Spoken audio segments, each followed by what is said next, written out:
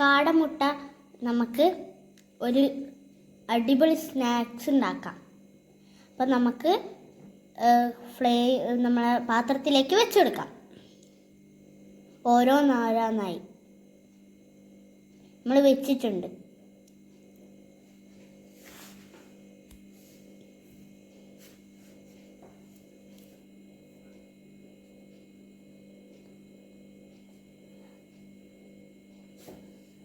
നമ്മൾ തിളച്ച് വരാനായിട്ടുണ്ട്.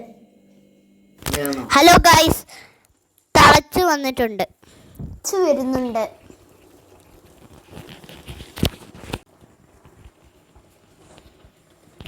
ആ ഷെല്ല് പൊട്ടിയിട്ടുണ്ട്. അപ്പം നമുക്ക് മനസ്സിലായി തിളച്ചിട്ടുണ്ട്. അപ്പം നമുക്ക് ഫ്ലെയിം ഓഫാക്കിയിട്ടുണ്ട്. വെന്ത് കഴിഞ്ഞിട്ടുണ്ട് കേട്ടോ. ചൂട് തണിഞ്ഞിട്ടുണ്ട്. അപ്പം നമുക്ക് പിന്നെ ഇതിങ്ങനെ പൊളിച്ചെടുക്കാം. അപ്പോൾ ഗൈസ്, മുട്ടയുടെ ഷെല്ലൊക്കെ പൊക്കി വെച്ചിട്ടുണ്ട്. പാൻ ചൂടായ ശേഷം നമുക്ക് വെളിച്ചെണ്ണ ഒഴിച്ചു കൊടുക്കാം.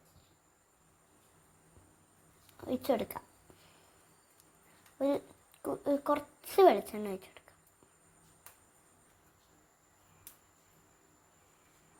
നമുക്ക് കുറച്ച് മുളക് പൊടി, കുറച്ച് മല്ലിപ്പൊടി, മഞ്ഞൾപ്പൊടി, കുറച്ച് ഉപ്പ്, കുറച്ച് ചിക്കൻ മസാലപ്പൊടി, അത് വേണ്ടവർക്ക് ഇടാം കേട്ടോ. നമുക്ക് അങ്ങനെ ഇളക്കി കൊടുക്കാം. എന്നിട്ട് നമുക്ക് മറ്റേത് ഇട്ട് കൊടുക്കാം.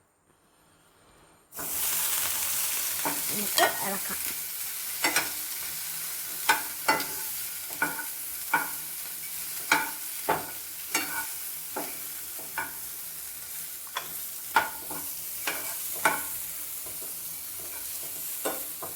നന്നായിട്ട് വന്നിട്ടുണ്ട് കേട്ടോ.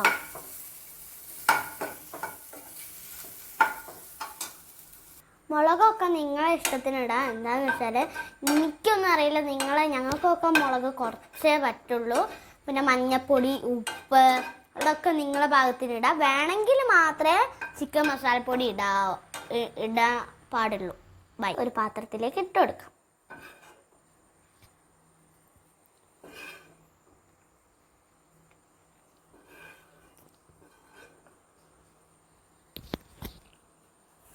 കാടമുട്ട ഫ്രൈ റെഡി. നമുക്ക് കാടമുട്ട തിന്നാം. Very tasty. ബൈ.